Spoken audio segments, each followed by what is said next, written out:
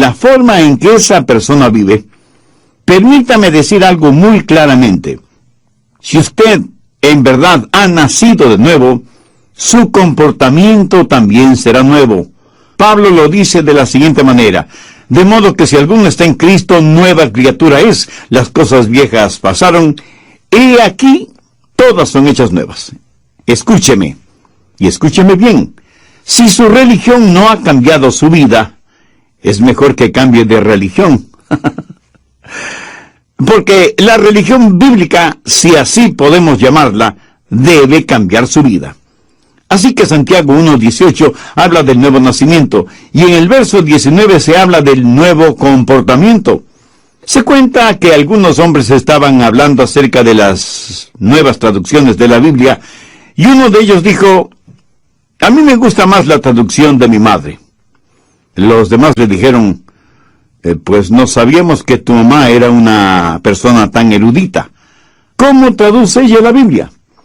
Y el hombre contestó: mi madre traduce la Biblia en el vivir cotidiano. Todos se quedaron en silencio, pensativos, y yo creo que todos necesitamos traducir la Biblia en nuestras acciones diarias. Santiago habla acerca de 3 áreas pertinentes de nuestro comportamiento. Son instrucciones que el apóstol nos da porque somos nacidos de nuevo. Veamos otra vez el verso 19. Por esto, mis amados hermanos, todo hombre sea pronto para oír, o sea, sintonícese, tardo para hablar. Eso quiere decir, baje la voz. Tardo para irarse, lo cual quiere decir, sea agradable. Así que veamos primero, sintonícese, pronto para oír, listo para escuchar lo que Dios tiene que decirnos individualmente. Parece que algunas personas son completamente sordas o que escuchan solo lo que les conviene y no oyen la voz de Dios porque sus oídos espirituales están fuera de sintonía. La Biblia dice que debemos ser prontos para escuchar, pero no dice que debemos escuchar todo lo que se dice. Hay cosas que no debemos oírlas. En Marcos 4:24 leemos: mirad lo que oís. Usted no necesita oír todo lo que se dice.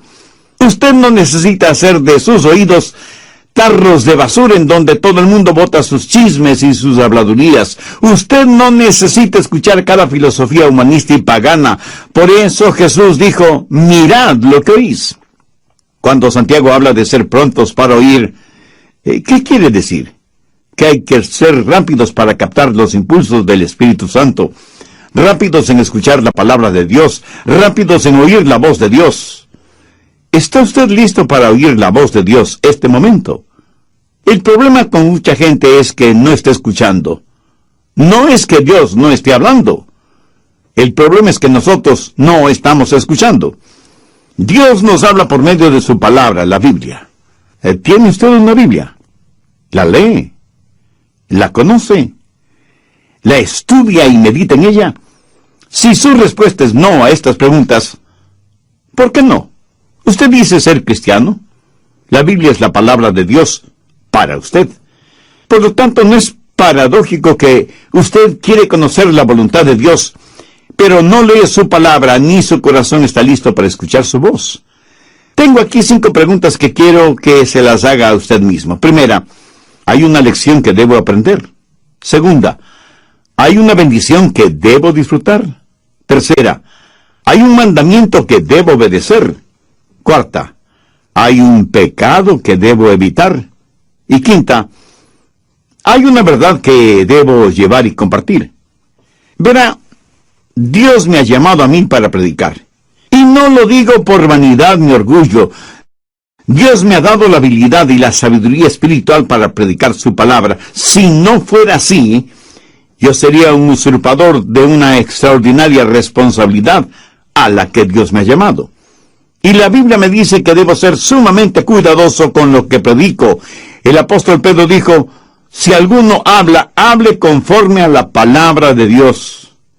Pero así como es mi responsabilidad el hablar conforme a la palabra de Dios, es su responsabilidad, amigo oyente, el estar preparado para escuchar el mensaje de la palabra de Dios. Tengo el derecho de esperar que usted esté preparado para oír, así como usted tiene el derecho de esperar el que yo esté preparado para predicar. ¿No le parece? Sí, yo sé que no soy el mejor predicador del mundo y estoy muy convencido de esa realidad. Sé que hay muchos otros siervos predicadores que son verdaderos eruditos bíblicos, pero escúcheme. Aunque sé que otros pueden predicar mejor que yo, nadie, absolutamente nadie puede predicar un mejor evangelio, porque el evangelio es uno solo. Y si alguien cree el evangelio de los falsos maestros, pastores y profetas, la Biblia dice, sea anatema. Dios habla por medio de las Escrituras. Dios habla por medio de mensajes como este que está escuchando. Dios habla por medio de su Espíritu Santo. Por eso la Biblia dice, el que tenga oídos para oír, oiga. Muchos no han aprendido a estar quietos y a escuchar lo que Dios diga en los momentos de meditación, de devociones personales. Ahora tengo una advertencia. Cuando usted tiene realmente su momento devocional con Dios, el diablo le atacará con toda la artillería del infierno, porque él no quiere que usted tenga esa comunión espiritual, ese compañerismo íntimo con Dios. Él no quiere que usted aprenda a decir, habla, Señor, que tu siervo escucha. ¿Le gusta a usted conversar con alguien que acapara la conversación?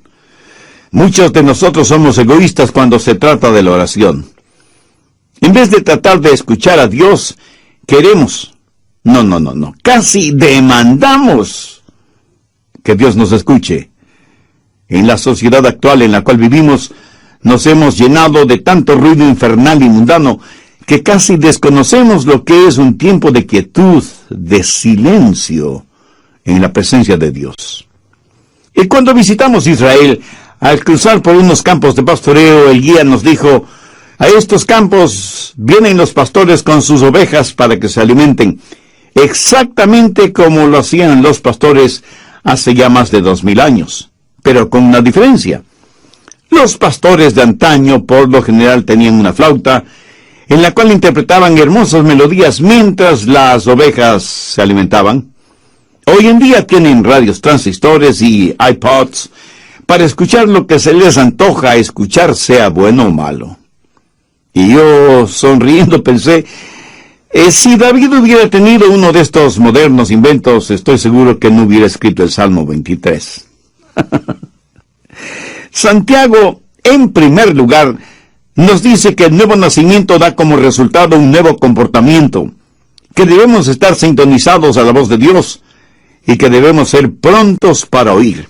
En segundo lugar, dice que debemos ser tardos para hablar. No solo que debemos estar sintonizados, sino que debemos pensar antes de hablar. ¿Por qué? Porque la verdad es que en general hablamos demasiado.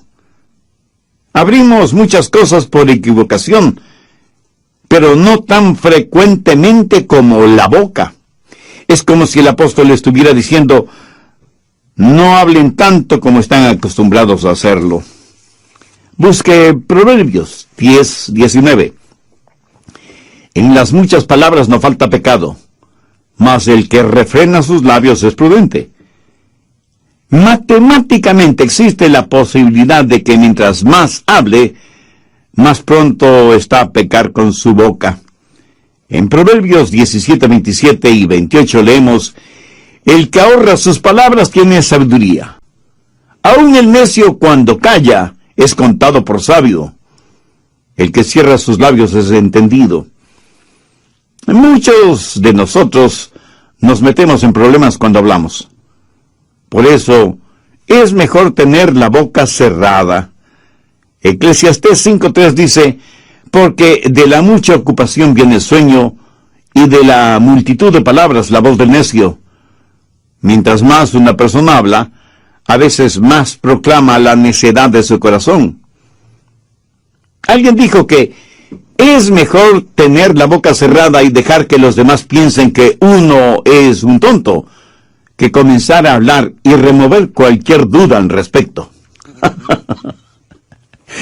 Los rabinos suelen decir y señalar que el hombre tiene 2 oídos y una boca. Los oídos siempre deben estar abiertos y la boca cerrada, reteniendo en esa bóveda, tras los barrotes de marfil que son los dientes, a la lengua. Debemos escuchar 2 veces más de lo que hablamos, pero la realidad es todo lo contrario. Mateo 12:36. Mas yo os digo que de toda palabra ociosa que hablen los hombres, de ellas darán cuenta en el día del juicio. Escuche, Jesús no está diciendo que no debemos tener conversaciones agradables o compartir un momento de humor sano. Él habla de palabras improductivas, denigrantes, hirientes, groseras, maldicientes. En Santiago 2:17 leemos: así también la fe, si no tiene obras, es muerta en sí misma. La palabra muerta en este versículo es la palabra ociosa de Mateo 12:36. ¿Qué quiere decir esto? Que es improductiva, que no contribuye para nada, que es desanimadora en vez de edificadora. Prácticamente lo que Jesús dice es que si las palabras que decimos no ayudan, no edifican, sino que más bien son destructivas, y que de cada una de esas palabras daremos cuenta en el día del juicio. Aún el humor adecuado puede ser usado para romper el hielo en cualquier reunión, y puede ser agradablemente beneficioso. Pero el humor usado como burla o sarcasmo es denigrante. Dios no quiere que seamos agresivos ni groseros usando el humor. A veces hablamos de las cosas sagradas con labios mundanos y profanos. En el capítulo 13 de Mateo, los fariseos habían acusado a Jesús de que echaba fuera a los demonios por el poder de Beelzebú, el príncipe de los demonios. Por eso Jesús dio una advertencia. No es una advertencia contra palabras sabias y edificantes, sino contra palabras acusatorias dichas seriamente. ¿Ha pensado alguna vez en el daño que causan las palabras necias? ¿Sabe cuántos hogares han sido destrozados por palabras y expresiones inconvenientes? ¿Cuánta gente inocente ha sido enviada a la cárcel por las palabras deshonestas o el testimonio falso de otros? ¿Cuántos corazones han sido destrozados por promesas o palabras falsas? ¿Cuántas iglesias se han dividido por las palabras de unos contra otros? ¿Cuántas almas se han perdido porque la gente no ha aprendido a controlar sus lenguas? Una de las marcas de una persona nacida de nuevo es que su lengua está bajo el control del Espíritu Santo. Y la misma Biblia, que nos dice que seamos prontos para escuchar, nos dice que debemos ser tardos para hablar. Y las dos cosas son mutuamente incompatibles. Hay una antigua rima infantil que dice: el viejo búho vivía en un roble. Mientras más veía, menos hablaba. Mientras menos hablaba, más escuchaba. ¿Y por qué no podemos ser como ese viejo búho? ¿Lo ve? Ese sabio búho había aprendido a escuchar. Muchos de nosotros nos asombraríamos de saber lo mucho que hablamos, y nos asombraríamos mucho más al saber que podemos hacer mucho bien a los demás, con menos de la mitad de lo que dijimos en todo el día. Salmo 141:3. Pon guarda a mi boca, oh Jehová, guarda la puerta de mis labios. Esta es una sabia manera de pedir ayuda a Dios para controlar sus palabras, de estar consciente de las cosas que dice. Entonces, Santiago hace énfasis en que las marcas de un nuevo cristiano son, primero, el que haya nacido de nuevo; segundo, que sea pronto para escuchar; y tercero, que sea tardo para hablar y para airarse. No solo debe estar en sintonía y bajar la voz, sino que debe ser agradable. Y el ser agradable no es más que la suma, el amalgamiento de las dos primeras características. Cuando una persona comienza a escuchar más y hablar menos, afecta su temperamento porque aprende a controlar su corazón. Porque cuando sus pensamientos son controlados y su lengua es controlada, entonces su temperamento es controlado. Por eso Santiago dice que debemos ser lentos para la ira. Tal vez los jovencitos modernos no sepan lo que ira significa. Sencillamente significa perder control de su temperamento. Por eso la advertencia de ser lentos para irarse. Nunca debemos perder nuestro temperamento. Pero ¿sabe una cosa? En verdad no es que perdemos nuestro temperamento. Más bien, lo encontramos. La Biblia nos dice que nunca debemos enojarnos. Y quiero que entienda esto muy claramente. Veamos lo que dice Efesios 4:26. Airaos, pero no pequéis. Es pecado cuando su enojo se transforma en ira. Jesús se enojó, pero no pecó. Algunos piensan que Jesús nunca se enojó. Algunos piensan de él como si hubiera sido un robot espiritual, con leche en vez de sangre en sus venas. Jesús, el Dios hombre y el hombre Dios, se enojó. Busque Marcos 3:5. Entonces, mirándoles alrededor con enojo, entristecido por la dureza de sus corazones, dijo al hombre: extiende tu mano. Y él la extendió, y la mano le fue restaurada, sana. ¿Lo notó? Lo que enojó a Jesús fue la dureza del corazón de ellos frente al dolor y la necesidad de otros seres humanos. Ahora escúcheme muy atentamente. Algo no está bien con usted si es que algunas cosas no le enojan. Pero tenga cuidado. La Biblia dice, airaos, pero no pequéis. Y el apóstol Santiago dice que debemos ser lentos para la ira, porque en general es muy fácil para nosotros el hacer desaparecer los límites de una indignación justa con nuestras irritaciones personales. Recuerde que la ira por una razón justa. Verá, por lo general nos enojamos cuando nos empujan, o cuando creemos que nuestros derechos no son quitados, o cuando alguien nos ofende, o alguien se mete bravuconamente delante de nosotros en una fila. Ah, cómo nos enojan esas cosas, ¿verdad? Ahora, aunque en la Biblia leemos que Jesús se enojó, su enojo siempre fue justificado. No hay ninguna expresión derogatoria contra otras personas, excepto los fariseos y los publicanos. Pero cuando Jesús en forma personal fue maltratado, insultado, golpeado y finalmente crucificado, jamás pronunció una palabra de enojo. Más bien desde la cruz dijo a su Padre que perdonara a aquellos que le hicieron lo que le hicieron, porque no sabían lo que hacían. La mayoría de nosotros nos enojamos cuando alguien nos hace daño. Jesús se enojó cuando vio sufrir a otros seres humanos. Cuando usted se enoje, asegúrese de que su enojo es justo y por la razón adecuada. Segundo, que su enojo sea por una causa justa. Jesús, por lo general, no se enojó con los individuos porque él amaba a las personas. Jesús se enojó contra instituciones, y ritos, y pecados, no contra el pecador.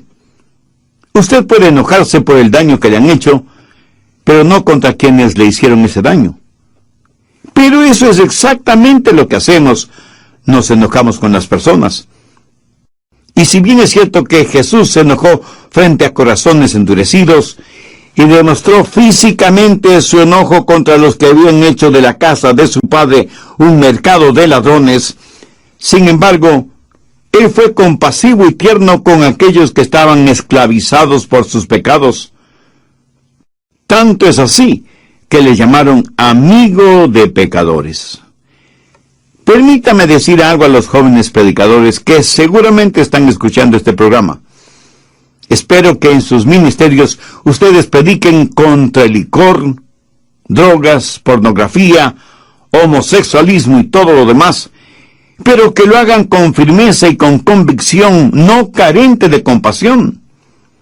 Prediquen firmemente, contundentemente contra el pecado, pero amen profundamente al pecador. Enójese, sienta iras contra el pecado, pero ame sin restricciones al pecador. Porque eso es exactamente lo que el Señor Jesucristo hizo, y nosotros, si somos hijos suyos, no debemos hacer menos. Jesús se enojó por la razón justa y por la causa correcta. En tercer lugar, se enojó de la manera adecuada. Su enojo le hizo parte de la solución, sin agrandar más el problema. Mi amigo, cuando usted pierde su temperamento, de ninguna manera podrá ser parte de la solución, sino que se vuelve parte del problema. Recuerde que, como dice Santiago, la ira del hombre no obra la justicia de Dios. Cuando es el enojo de Dios, cuando el enojo es santo, entonces la justicia de Dios hará su obra. Es mejor aprender que cuando levantamos nuestra voz, también debemos levantar nuestras manos y hacer algo acerca de la situación. No se requiere ser muy inteligente para criticar. Cualquiera puede hacerlo. La Biblia dice que debemos ser lentos para la ira. Al respecto, tenga mucho cuidado, porque hay muchas formas de disipación que pueden hacer daño a su testimonio, matar su influencia y revelar su carácter, mucho más que su enojo o su temperamento tipo fósforo. ¿Quiere que le diga lo que la Biblia dice acerca de su temperamento? ¿Y qué es lo que eso prueba acerca de usted? Si usted tiene un fusible cortito, si usted es la clase de persona que explosiona por cualquier cosita, primero, usted es una persona que tiene una mente necia. Busque Eclesiastés 7:9. No te apresures en tu espíritu a enojarte, porque el enojo reposa en el seno de los necios. Y no vaya por ahí haciendo flamear su orgullosa superioridad intelectual, porque la Biblia dice que si usted es dado al enojo, usted no es nada más que un necio. Segundo, usted es una persona de carácter débil. Proverbios 16:32. Mejor es el que tarda en airarse que el fuerte, y el que se enseñorea de su espíritu que el que toma una ciudad. Algunos piensan que ser rápidos para enojarse y tener un temperamento violento es una señal de fortaleza. Algunos son verdaderos bravucones en sus casas, rompiendo y tirando las cosas al suelo, golpeando a sus esposas e hijos, manejando su vehículo como un verdadero maniático cuando otro vehículo se le cruza súbitamente en la carretera. Lo que usted considera una señal de fortaleza, en realidad es un signo de infantilidad, de falta de madurez. Actúa como un bebé con un ataque temperamental. ¿Qué es lo que dice Eclesiastés 16:32? Mejor es el que tarda en airarse que el fuerte, y el que se enseñorea de su espíritu, que el que toma una ciudad. Cuando usted se enoja y pierde el control, está abriendo la puerta a toda clase de pecados que normalmente no los cometería. Dice cosas que usted sabe que no debe decirlas, y hace cosas que usted sabe no debe hacerlas.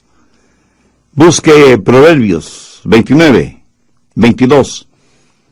El hombre iracundo levanta contiendas, y el furioso muchas veces peca.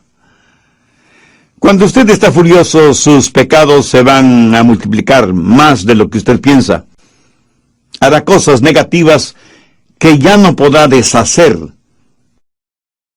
Dirá palabras que usted haría lo que fuera para no haberlas dicho. El momento que usted pierde su ecuanimidad mental, pierde el control de sus palabras y de sus acciones.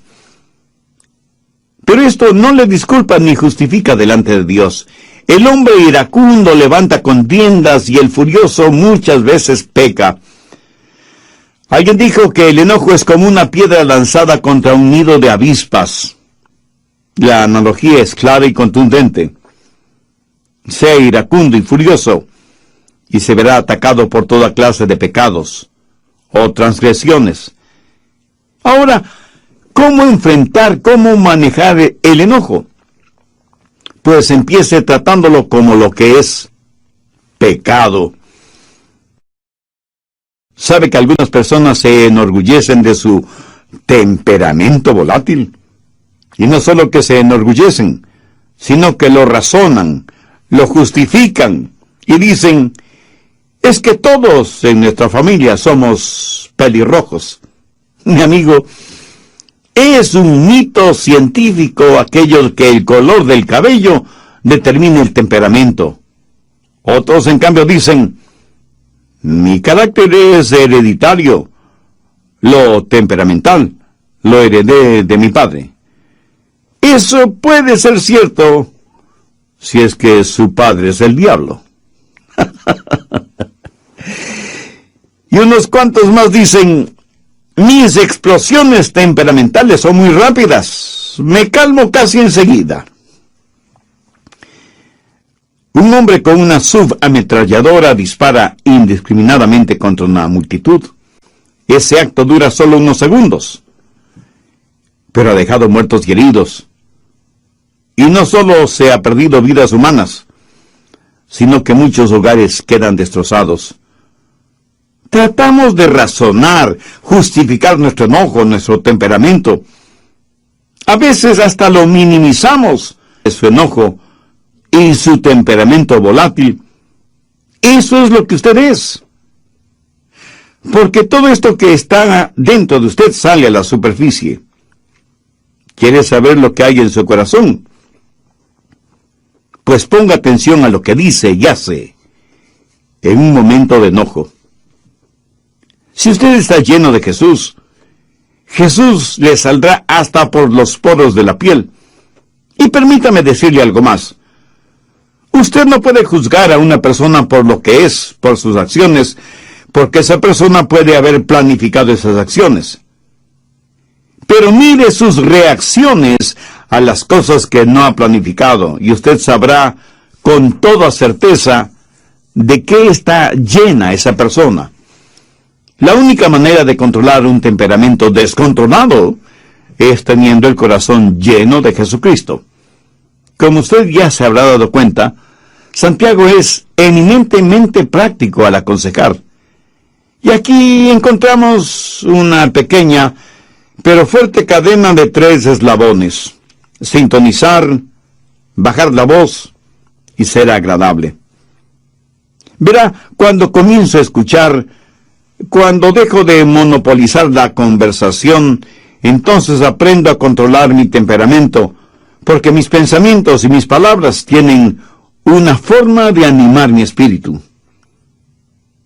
¿Sabía que usted puede animar a su espíritu con sus propias palabras?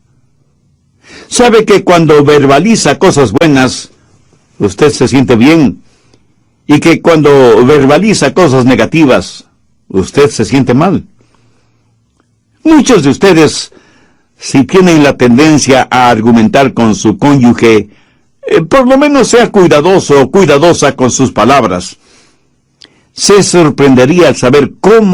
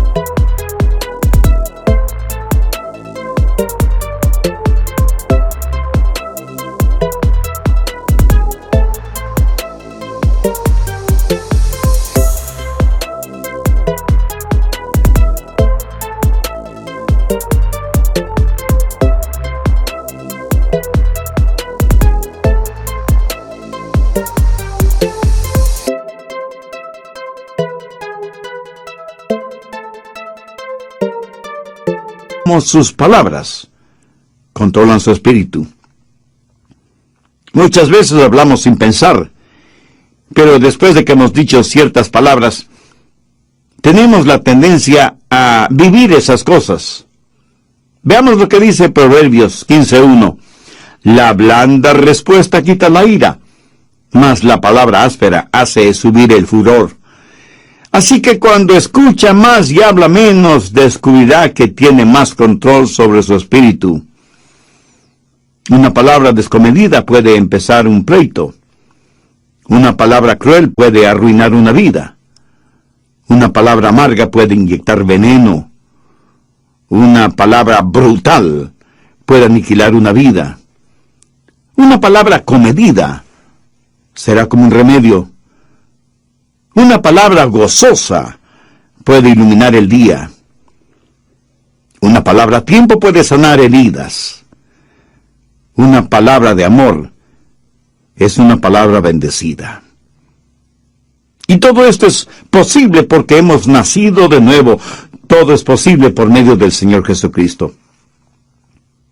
Mi amigo, escúcheme. Jesucristo no vino para hacernos personas buenitas. Él vino para hacernos nuevas criaturas. Y estas cosas de las que habla Santiago son los frutos de una persona nacida de nuevo. ¿Ha nacido usted de nuevo? ¿Ha recibido a Cristo en su corazón como Salvador y Señor? El que usted trate de controlar por usted mismo su temperamento es como si usted estuviera tratando de controlar un barril de pólvora en el infierno, o como tratar de controlar su lengua con pegamento, o sus pensamientos sin el Espíritu Santo. Entonces, primero, usted necesita una nueva naturaleza, necesita nacer de nuevo. Dios le ama y tiene un plan para su vida. Jesús está llamando a la puerta de su corazón sobre sus enormes bisagras para permitir el paso de barcos. Luego el encargado bajaba el puente para permitir el paso de los vehículos y los peatones. Un día el hombre trajo a su hijito, quien quería ver qué es lo que hacía su papá y cómo es que el puente trabajaba. El papá hizo su trabajo y los engranajes comenzaron a moverse y a levantar el puente para permitir el paso de un gran barco. Luego tenía que bajarlo rápidamente porque se aproximaba un tren de pasajeros. Pero cuando el puente estaba bajando,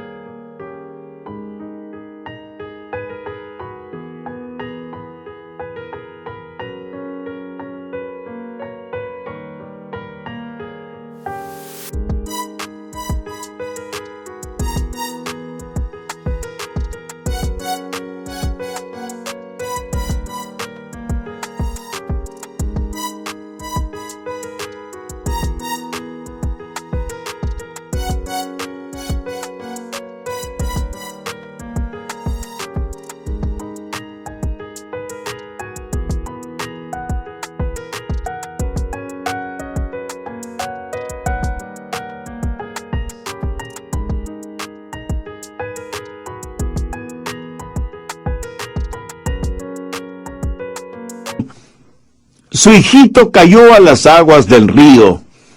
El niño gritaba pidiendo que su papá le ayudara. El hombre sabía que no podía abandonar su puesto de trabajo, ni mucho menos los controles del puente. Si lo hacía así, el tren de pasajeros que se acercaba se descarrilaría y se hundiría en el río con toda su carga humana, y cientos de personas morirían ahogadas y sepultadas en los vagones del tren. El hombre tuvo que tomar una decisión. Se quedó en los controles, bajando el puente para que el tren pudiera pasar con seguridad, mientras con el corazón destrozado veía a su pequeño hijo desaparecer en las aguas del río. Nunca encontraron el cadáver del niño. Y cuando escuché esta historia, pensé en todas las personas que estaban en el tren, que vieron al hombre manejando los controles del puente, que agitaron sus manos y le sonrieron, y que nunca supieron el precio que ese hombre tuvo que pagar para salvarles. Espero que usted no haga eso con Dios. Agitar la mano y sonreírle. Quiero que sepa que Dios puso a su Hijo Jesucristo en la cruz para que usted pueda cruzar con seguridad de la tierra al cielo. Quiero que sepa que Dios ama de tal manera al mundo, y aquí estamos usted y yo incluidos, que dio a su Hijo unigénito para que pagara el precio de la culpa de sus pecados, no los de Jesús,